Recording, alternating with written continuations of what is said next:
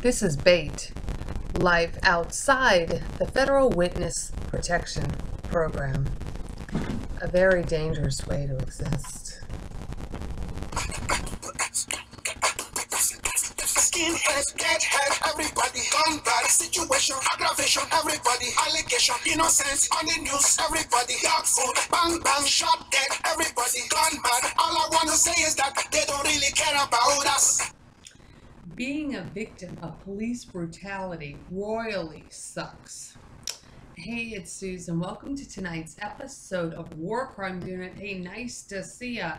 I mean, really nice to see ya, because I gotta tell ya, this 10-year saga of police brutality that's linked into a high-end, sophisticated terrorism case is so significant, and it's been so bad in the last year. I mean, I really, honest to God, I don't even know how I'm alive today to make this video. I mean, the kidnappings, the escapes from kidnappings, all of the emergency flights, emergency Greyhounds across the country, flights internationally that I've had to take.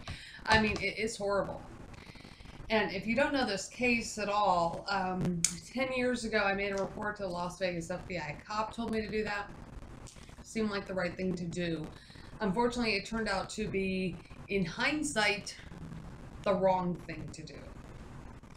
Well, it depends how you want to look at it. It seemed like the right thing to do as far as reporting suspicious activity, but how they handled it was basically based on aggressive law enforcement or police brutality actions rather than actually doing anything positive for the victims. I mean, I can tell you there's been so much employment interference. I've had small businesses, they've put me out of business 3 times. Twice in the last, just a year or so. I mean, they've been hitting me like crazy. And what it boils down to is that 4 years ago, I cracked this with Congress. Senator Harry Reid opened up an FBI investigation, but I don't know why he didn't do anything to protect victim witnesses from this kind of brutality. I cannot answer for the Majority Leader of the United States Senate, Harry Reid. Senator Lisa Murkowski's office in Anchorage asked the same thing, questioned Senator Harry Reid. I cannot answer for him. I cannot answer why he is continuing to allow this to occur. But, it's been horrible. And, when you're a victim of police brutality, a lot of other law enforcement don't like that.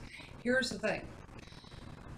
Police brutality can mean the regular police, it can mean the sheriffs, it can mean the troopers, it can mean people on a federal level, it can mean ICE people that work for the Department of Homeland Security, it can mean FBI agents, it can be FBI agents that work for the Department of Homeland Security, regular agents, it can be marshals. Whatever level of law enforcement, they hate it when the Brotherhood gets in trouble. And so the trouble is that they retaliate against the people who are the whistleblowers like me. They all sort of, how do you want to say, launch an attack. This is sort of exactly like how the best way I can describe it. After Senator Harry Reid opened up an FBI investigation, an attack was launched to be able to take out witnesses that would know this case, and I can vouch for that by saying it was actually a female, and the U.S. Marshal Service ended up telling me to make missing persons reports on my family. But I did have to go to the office and ask her. Nobody came forth on their own to tell me. I did have to go and just sort of bluntly ask her. So, but you know what? It's a horrible situation. I hope you never have to go through it. I know one other victim like me. She didn't have any luck with Congress at all. I don't even know today if she's still alive. She was last known to be alive in Santa Monica, California. The trouble is that I learned from my own experience that Santa Monica, California is pretty corrupt. The police department is. But